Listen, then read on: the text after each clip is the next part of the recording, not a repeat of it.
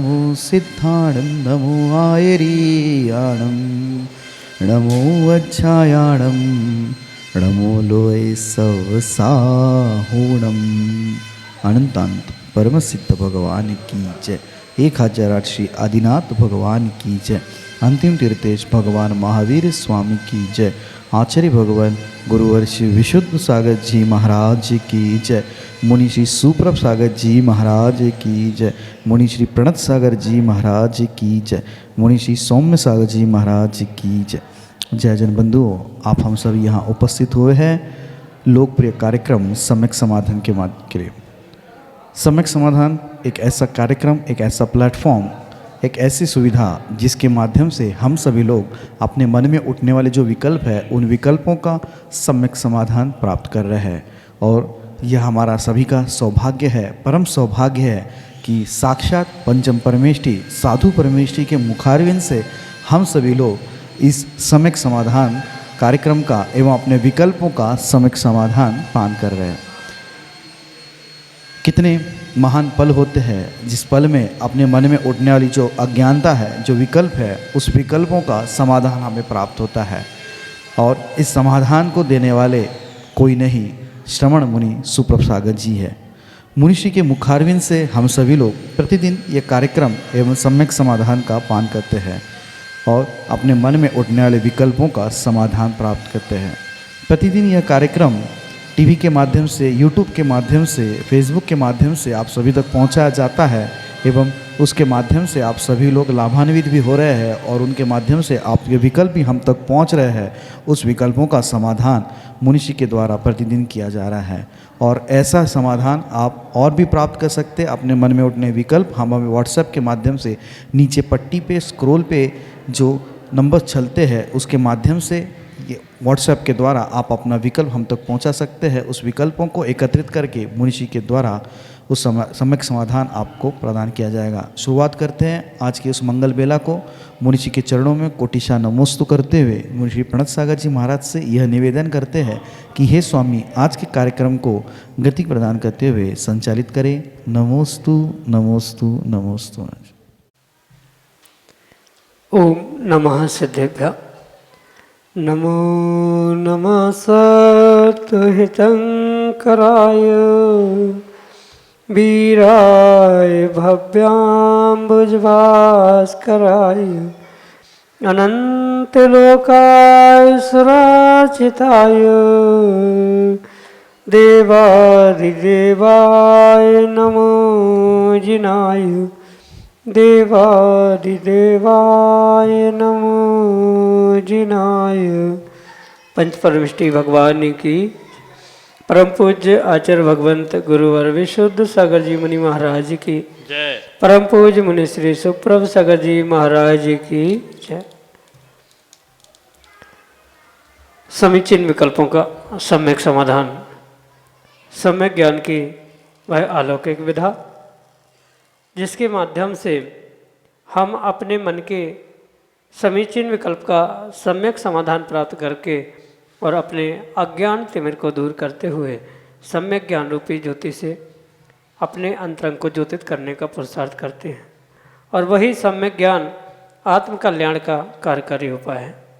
ऐसी आत्म कल्याण की वह अनूठी विधा समीचीन विकल्पों का सम्यक समाधान प्रारंभ करते हैं।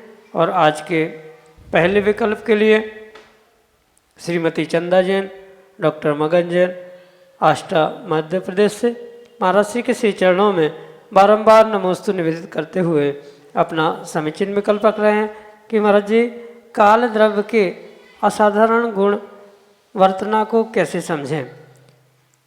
कालाणुओं को निश्चय काल की अपेक्षा से कहा है। हमारे समीचीन विकल्प का सम्यक समाधान करने की अनुकंपा करें। नमोस्तु महाराज जी, नमोस्तु। ओम नमः सिद्धम। परम पूज्य आचार्य भगवान गुरुवर विशुद्ध सागर जी महाराज के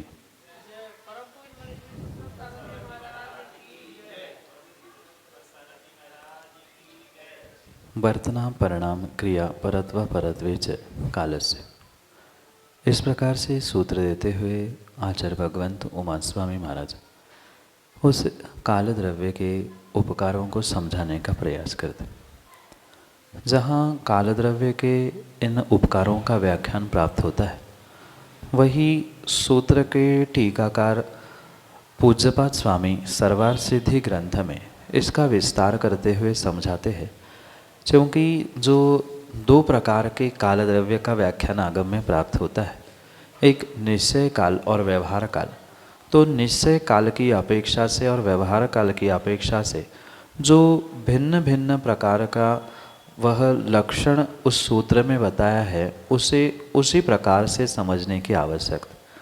मतलब जो वर्तना ये पहला लक्षण बताया है, वह निश्चय काल की ही अपेक्षा से बताया है।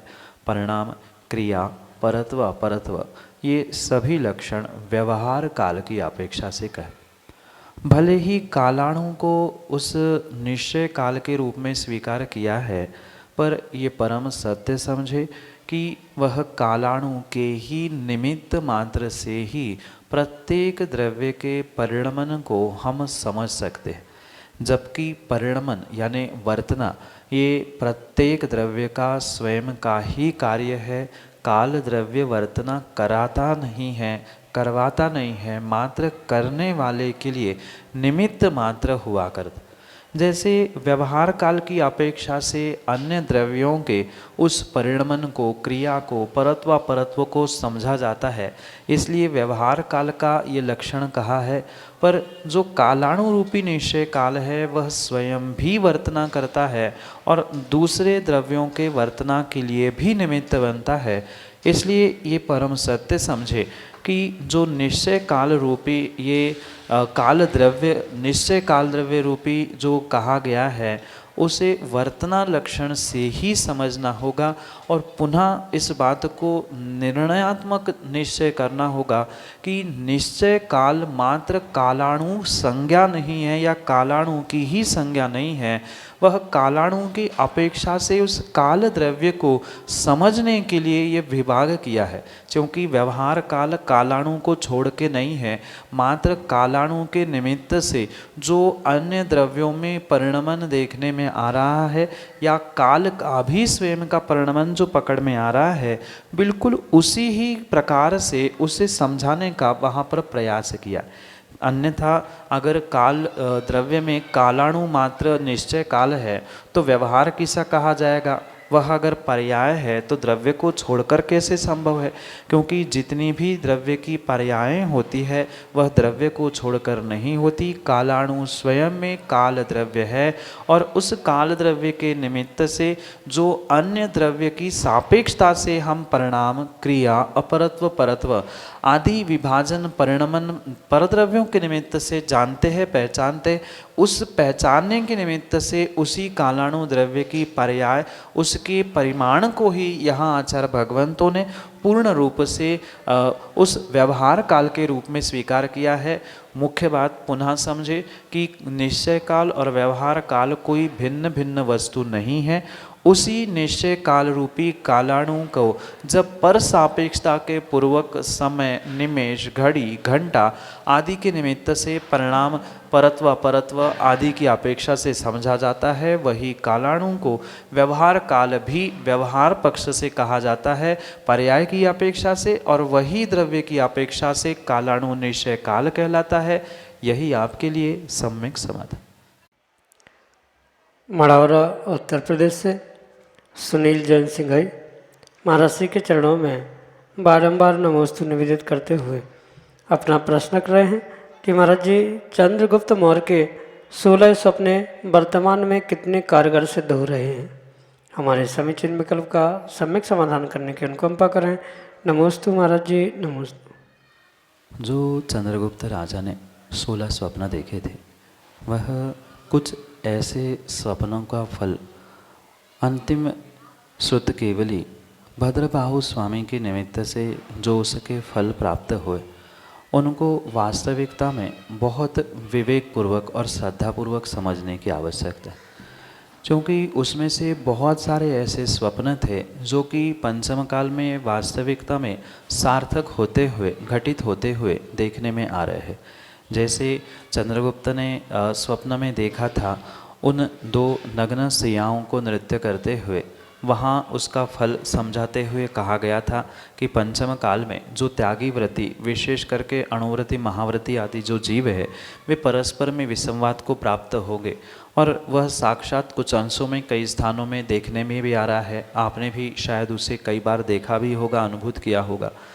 उतना ही नहीं, जो सरोवरों के पानी की स्थिति को देखकर उसका फल प्रदर्शित किया गया था, उसके निमित्त से भी जो धर्म का विषय बताया था, यानी पंचम काल में धर्म दक्षिण में रहना है, ये भी अगर हम पूरे जग को, विश्व को देखें तो उसके भी दक्षिण भाग में ही लगभग धर्म दिख रहा है।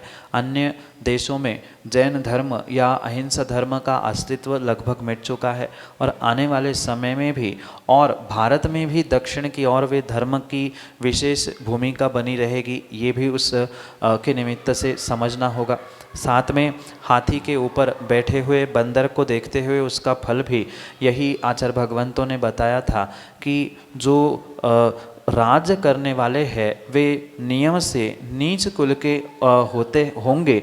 और वर्तमान में भी शायद कुछ अंशों में आपने ये देखा भी होगा, जो सामान्य जनता ज्येष्ठ श्रेष्ठ होने पर भी उन पर अधिकार करने वाले, उन पर नियंत्रण करने वाले ऐसे ही कुछ विशेष वरिष्ठ लोग देखने में आते हैं, जो कि साक्षात फल का, स्वप्न का फल प्रदर्शित करने वाले हैं।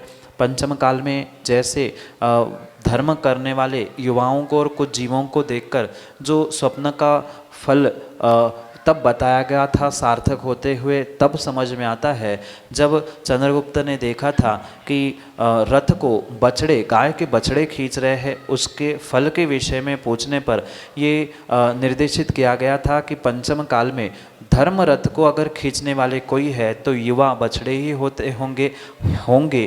तो ये वर्तमान में भी बहुत सारे त्यागी व्रती संघों में या बहुत सारे स्थानों पर विशेष विद्वान आदि भी जो दिखते हैं वे भी युवा ही दिखते हैं।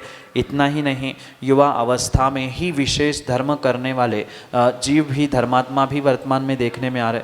तो इन सभी बातों को लेते हुए ये पक्का निर्णय करना होगा कि जो भी स्वप्न चंद्रगुप्त ने, भरत चक्रवर्ती आदि ने देखे थे, जिनके फल तीर्थंकर भगवान, आचार्य भगवंत आदि ने हमारे लिए प्रदर्शित किए हैं, वे परम सत्य है पंचम काल के परिप्रेक्ष्य में। क्योंकि पंचम काल के निमित्त से ही कुछ ऐसे नैमित्तिक संबंधों से उन स्वप्न उन्होंने प्राप्त किए थे, जिसके कारण से ये वर्तमान में भी सार्थक होते हुए देखने में आ रहे हैं। यही आपके लिए सम्यक समाधान।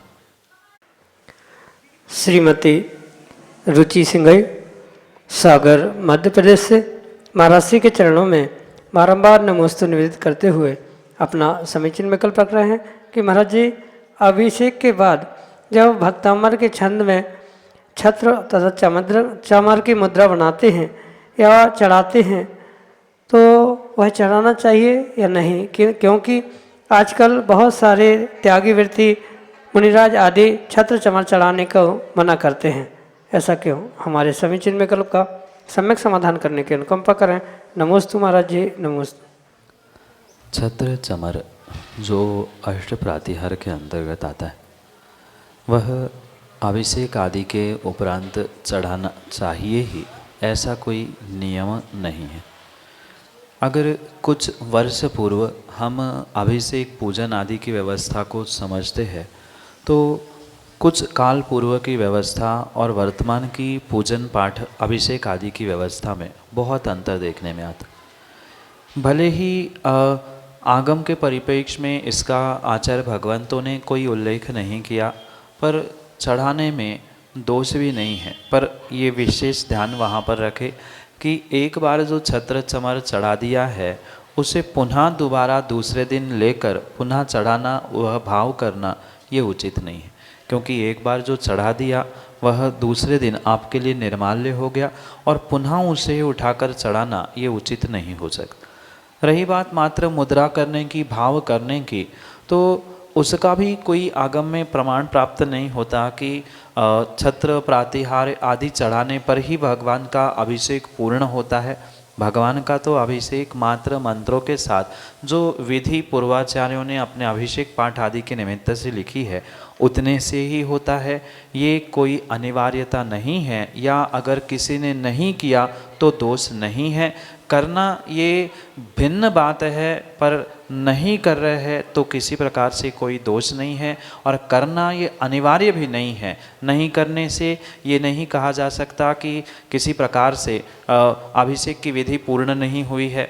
इसलिए जो क्वचित कदाचित कहीं निषेध करने वाले भी त्यागी वृत्ति मिलते हैं, वहाँ ये अवश्य समझे कि आगम में उसका प्रमाण प्राप्त नहीं होता। ऐसा कहीं भी लिखा नहीं है कि छत्र चमर चढ़ाना चाहिए, इसलिए वह शायद निषेध करते होंगे। साथ में ये भी बात ध्यान रखें कि जब 8 प्रातिहार है तो 8 प्रातिहारियों के छंद बोलते हुए क्रम क्रम से 8 प्रातिहार चढ़ाने के भाव करने चाहिए।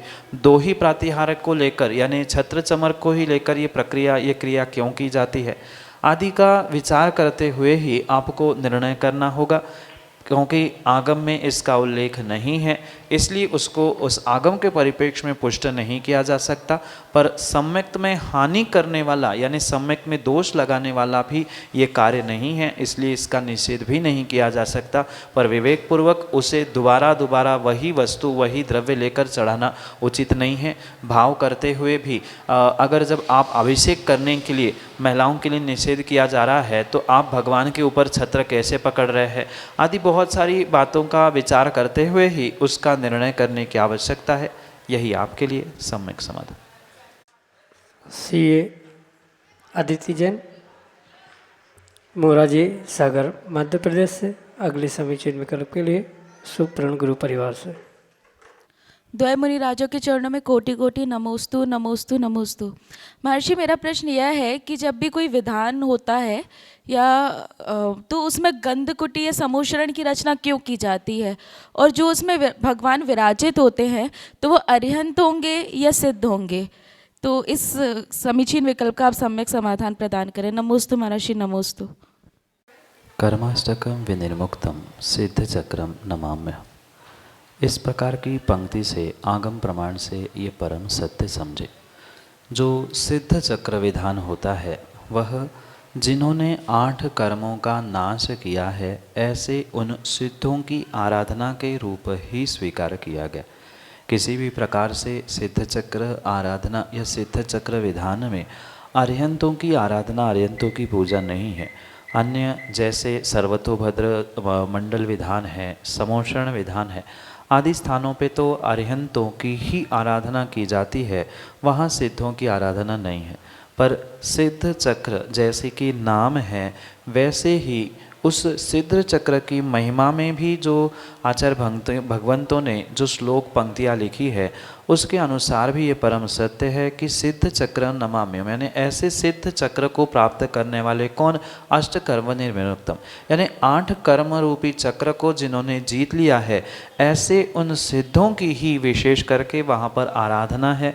अनेक प्रकार से कही उस आराधना में उन सिद्धों के 8 गुण, 16 गुण, 64 रिद्धि आदि आदि के भिन्न भिन्न प्रकार से प्रतिदिन बढ़ते क्रम से दुगने क्रम से अर्घ्यों की संख्या, उनकी द्रव्य चढ़ाने आदि की संख्या में वृद्धि भले ही होती है, पर पूर्ण रूप से ये समझे कि ये सिद्धों की ही आराधना है, अरिहंतों की नहीं है।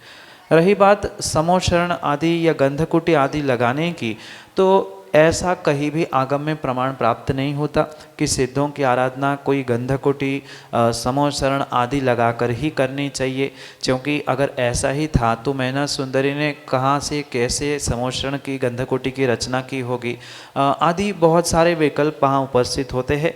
ये मात्र एक प्रदर्शन का और सुंदरीकरण का वर्तमान का जो युग चल रहा है उसके निमित्त से ही ये व्यवस्था होती है। सिद्धों की आराधना मुख्य रूप से सिद्ध प्रतिमा और सिद्ध चक्र मंडल विधान जो होता है वह सिद्ध चक्र मंडल जो यंत्र होता है उसके ही सामने मुख्यता से की जाती है। मानने पर उस सिद्ध चक्र मंडल यंत्र को विराजमान किया जाता है और उसकी ही मुख्यता से ये सब आराधना हुआ करती है। ठीक है, अब माना कि किसी मंदिर किसी स्थान में सिद्धों की प्रतिमा नहीं है, तो एक प्रतिमा का रूप भी, मतलब लोगों को पता चले कि अरिहंत कौन थे, अभिषेक करने की भी व्यवस्था बनानी होगी, आदि बहुत सारे बातों को लेकर एक सामान्य रूप से सुंदरीकरण के प्रस्तुतिकरण के निमित्त से ही समोषण, गंधकुटी आदि की व्यवस्थाएं बनाई जाती है। आगम में किसी भी प्रकार से ये नियामक नहीं है कि वह मांडना बनाते समय गंधकुटी लगाना ही चाहिए। ये कुछ वर्तमान के त्यागी व्रती और विद्वानों के द्वारा प्रदान की गई हुई व्यवस्था है। पूर्व काल में यानी लगभग आप 10 साल पहले भी अगर कहीं सिद्ध चक्र विधान को देखा होगा तो वहाँ ये व्यवस्थाएं नहीं थी। अभी अभी 5-10 वर्ष से ये आकर्षण बढ़ाने के लिए, लोगों को जोड़ने के लिए नाना प्रकार के मांडने बनाना, नाना प्रकार के कहीं 3 मंडलीय, कहीं 5 मंडलीय, कहीं 64 मंडलीय, अधिक श्रावकों को जोड़ने के अभिप्राय से ही ये सब कुछ व्यवस्थाएं की जा रही है। ऐसा आगम में अनिवार्यता मंडलों की, गंधकुटी की, समोषण की, चतुर्मुखी भगवंतों की नहीं है।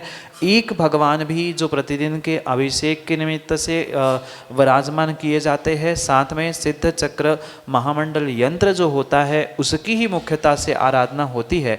इसलिए ये विकल्प किसी प्रकार से ना करे कि गंधकुटी लगाने से ही सिद्धों की आराधना होती है। बिना उसके भी सिद्धों की आराधना सामान्य वेदी के सामने भी की जा सकती है, पर अधिकाधिक जीवों को लाभ मिले, सबको उसका कुछ ना कुछ विशेष प्राप्त हो, इस कारण से ही ये व्यवस्थाएं बनाई जाती है। हो सकता है उसमें ये भी अभिप्राय हो जितने अरिहंत समोषण में, गंधकुटी में विराजमान है वे ही भविष्य में सिद्ध बनेंगे, तो उस भावी नैगम नई की अपेक्षा से अरिहंतों की आज पूजा कर रहे हैं। पर ये पूर्ण रूप से समझे कि सिद्ध चक्र महामंडल विधान मात्र और मात्र सिद्धों की ही आराधना है। उनकी भिन्न भिन्न गुणों की अपेक्षा से भिन्न भिन्न दिनों में वह क्रमशः अर्घ्यों की संख्या बढ़ती है, पर ये अनिवार्यता गंधकुटी समोषण की नहीं है। सुंदरीकरण, प्रदर्शीकरण, लोगों को जोड़ना आदि के निमित्त से ही ये व्यवस्था बनाई गई है। यही आपके लिए सम्यक समझ। सुप्रण गुरु परिवार सागर मध्य प्रदेश से अगले समीचीन विकल्प के लिए मोहित जैन। द्वैमुनि राजों के चरणों में बारंबार नमोस्तु नमोस्तु नमोस्तु। भगवान, मेरा समीचीन विकल्प ये है कि गुरु शिष्य के रिश्ते में जिस प्रकार गुरु को अपने शिष्य से रूठने का हक होता है, क्या उसी प्रकार शिष्य को भी अपने गुरु से रूठने का हक होता है? मेरे इस विकल्प का सम्यक समाधान करने की कृपा करें। नमोस्तु भगवान। शायद आपको ये भ्रांति है कि गुरु कभी अपने शिष्य से रूठता है। गुरु इतनी ऊंचाई पर और इतनी अच्छी सोच पर विराजमान हुआ करता है, या ऐसे स्थान पर विराजमान होते हैं कि वे कभी भी किसी भी जीव के प्रति ऐसे रूठने के, मनाने के, झगड़ने के भाव ही नहीं रखते। ये तो बिल्कुल उसी प्रकार से कार्य होता है जैसे गोरा व्यक्ति दर्पण में पहुंचता है, दर्पण में देखता है तो उसे अपना प्रतिबिंब गोरा दिखता है। काला कलूठा पहुंचता है तो उसको बिल्कुल वैसा ही अपना रूप दर्पण में दिखता है। परमात्मा और परमात्मा के लघुनंदन प्रतिरूप रूपी जो अरिहंत की मुद्रा धारण करने वाले दिगंबर गुरु होते हैं, उनके भी समीप पहुंचकर बिल्कुल शिष्य को ऐसा ही लगता है कि जैसा वह सोचता है। अगर वह स्वयं रूठा है, स्वयं के मन में कुछ विकल्प है, तो वही विकल्प लेकर वह गुरु के पास पहुंचता है और गुरु में भी वह वही प्रतिबिंब देखता है जो भाव उसके भीतर चलते। अगर गुरु ऐसे किसी शिष्य से, किसी व्यक्ति से रूठता रहेगा तो वह अपनी आत्मा की साधना और सभी जीवों का कल्याण कैसे कर सकता है? ये तो मात्र व्यक्ति की अपनी स्वयं की ही भावों की अभिव्यक्ति है जो गुरु के निमित्त से, प्रभु के निमित्त से देखता है। कभी कभार ऐसा भी शिष्यों के द्वारा या भक्तों के द्वारा देखने में आता है कि भगवान की प्रतिमा कभी उसे मुस्कुराते हुए दिखती है, कभी रोते हुए, कभी उदास दिखती है। न भगवान की प्रतिमा उदास होती है, न भगवान की प्रतिमा हंसती है। ऐसे ही प्रभु जैसे है वैसे ही वीतरागी गुरु कभी भी रूठते नहीं हैं, कभी भी नाराज़ नहीं होते, क्योंकि जो नाराज़ होते हैं वे महाराज नहीं होते, और जो महाराज होते वे कभी नाराज़ नहीं होते, न रोटते हैं। इसलिए ये आपकी भावों की ही जो अभिव्यक्ति है, आप अपने उस भावों की अभिव्यक्ति, आपको आँखों पे लगे हुए चश्मे को हटाते हुए आप यथार्थता को समझने का प्रयास करें कि वास्तविकता है क्या। अगर क्वचित कदाचित आपको ऐसा लग भी रहा है तो ऐसा हमें क्यों लग रहा है, गुरु हमारे प्रति दुर्लक्ष्य क्यों कर रहे हैं, क्वचित ऐसा भी हो सकता है शिष्य समझाने के बाद भी गलती पे गलती, गलती पे गलती, गलती पे गलती कर रहा है, तो उसे सुधारने के लिए कभी कभी गुरु को भी उपेक्षा करनी पड़ती है। और हो सकता है उस उपेक्षा को आपने उनकी नाराज़गी समझी हो, उपेक्षा को ही आपने उनका रूठना समझा हो, पर ये अवश्य समझना, अगर गुरु ने आपके प्रति देखने की दृष्टि बदली है,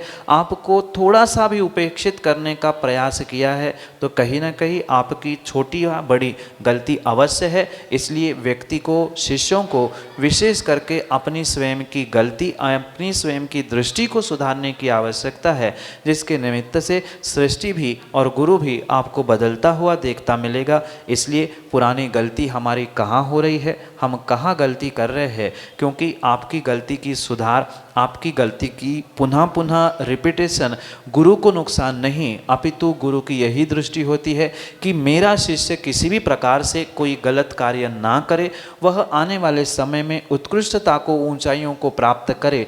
ये समझाने के लिए क्वचित कदाचित गुरु भिन्न भिन्न तरीके को अपनाते हुए गुरु शिष्य को समझाने का प्रयास करते हैं। पर ये पुनः समझे, गुरु जो वीतरागी होते हैं वे कभी भी किसी से नाराज होकर, रूठ कर अपने लिए कर्मों का आश्रयबंध बिल्कुल भी नहीं करते।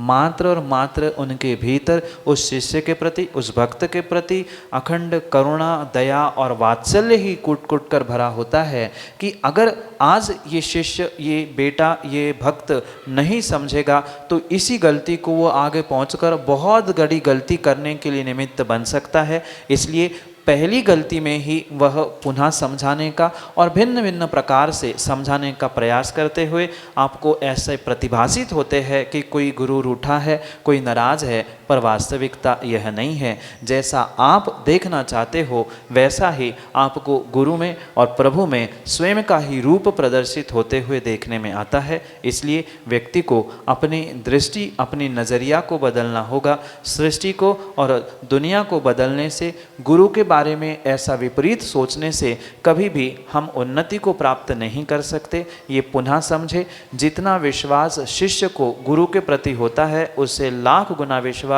गुरु को भी शिष्य के प्रति होना चाहिए। ऐसे विश्वास के काबिलियत की योग्यता से ही युक्त होकर प्रतिदिन प्रति समय हमें गुरु के प्रति समर्पण भावों के साथ ही कार्य करना होगा।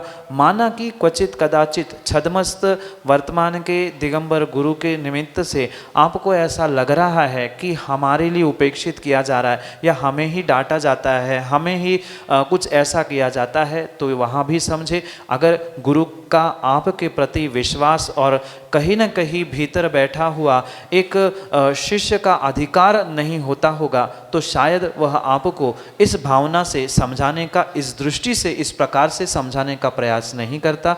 जो पराया होता है उसे कभी भी समझाया भी नहीं जाता, ना उसे सिखाया जाता है। वैसे घर में भी आप देखते हो माता पिता या बुजुर्ग भी उन्हीं व्यक्ति को डांटते हैं, उनसे ही रूठते हैं, उनसे ही नाराज़ होते हैं जिनके प्रति प्रेम वात्सल्य होता है। शायद ऐसा ही कुछ आपको यहाँ समझना होगा और अपने विचारों को, अपनी सोच को गुरु को देखते हुए सोचना और बदलना होगा। यही आपके लिए सम्यक समाधान।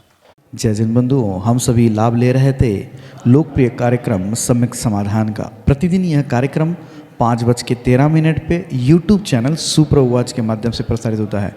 मुंशी सुप्रभ सागर जी का नाम सुप्रभ, वाणी का पर्यायवाची नाम उवाच, सुप्रभ उवाच, यस यूट्यूब चैनल के माध्यम से मुनिश्री के प्रवचन एवं ये सम्यक समाधान प्रतिदिन प्रसारित होता है। आप सभी लोग चैनल को सब्सक्राइब करें एवं बेल आइकन को जरूर दबाएं ताकि नोटिफिकेशन के द्वारा आप सब चीज़ों को अप टू डेट रह सकते हो।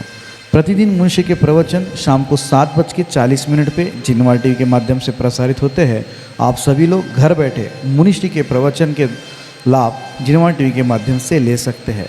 सम्यक समाधान यह कार्यक्रम प्रतिदिन ठीक 4 बजे प्रतिदिन ठीक 4 बजे अपने आदिनाथ टीवी चैनल के माध्यम से प्रसारित होता है। एक नया TV channel Adinath TV channel, जिसके माध्यम से यह सामयिक समाधान का प्रसारण ठीक 4 बजे होता है। आप सभी लोग घर बैठे टीवी के माध्यम से भी इस कार्यक्रम का लाभ लेते हुए अपने मन में उठने वाले विकल्पों का सम्यक समाधान प्राप्त कर सकते हैं।